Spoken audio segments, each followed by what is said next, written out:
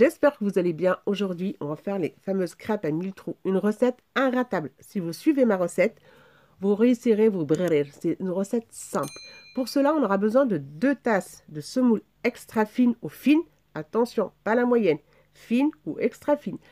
Une cuillère à soupe de farine. Une cuillère à café de sel. Je vous donnerai des petites astuces pour bien réussir votre pâte. De la levure boulangère, de la levure chimique et de l'eau. Alors, la première astuce, c'est de l'eau tiède. Voilà, pour réussir vos brrr, vos crêpes à 1000 trous. On va prendre un saladier ou si vous avez un blender. Vous mettez tous les ingrédients secs. Alors, deuxième astuce, c'est le même verre ou la même tasse que vous avez mesuré le semoule. C'est avec ça qu'on va mesurer l'eau.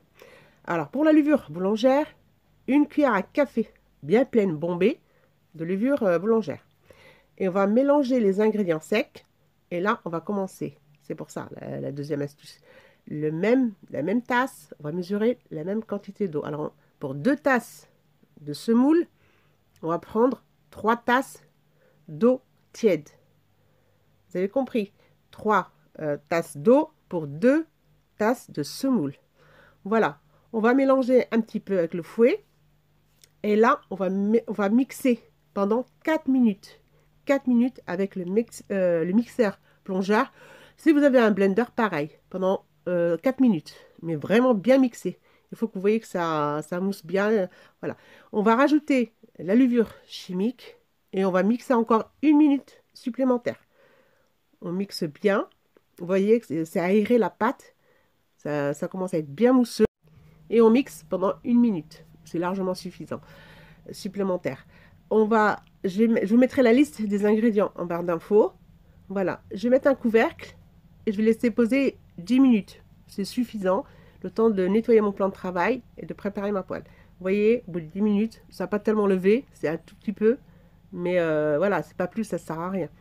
Au bout de 10 minutes, ça suffit. On va prendre une... Alors, deuxième astuce, c'est avoir une bonne poêle. C'est important. La poêle, il faut qu'elle soit épaisse. Parce que si vous prenez une poêle fine, votre pâte, vos crêpes ne lèveront pas, ils ne feront pas les trous. Vous n'aurez pas tous les trous que vous voulez. En général, la première crêpe, elle est ratée.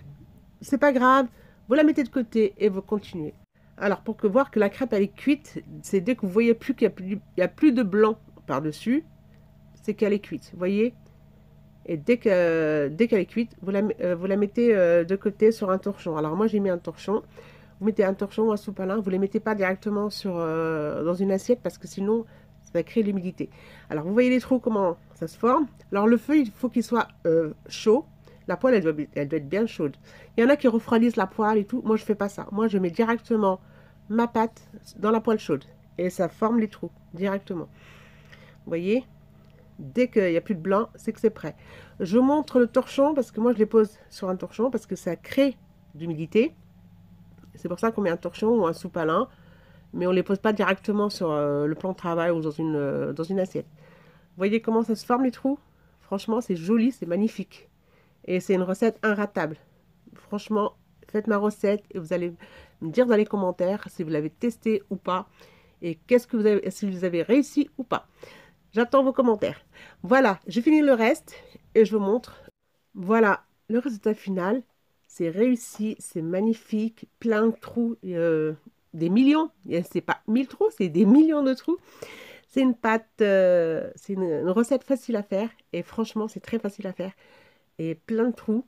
La crêpe, elle n'est pas collante, elle est aérée, c'est léger. Et à manger avec de la confiture, du miel, du chocolat, ce que vous aimez. Moi, là, je les présente avec du miel et de l'huile d'olive, parce qu'on adore ça. Mais on peut mettre ce qu'on aime par-dessus. Voilà, et puis c'est une recette à adapter au nombre de personnes que vous êtes. Si vous voulez une grosse quantité, à chaque fois vous doublez. Si vous voulez moins, vous divisez. Voilà, merci beaucoup d'avoir regardé ma vidéo et je vous dis à la prochaine. Bye!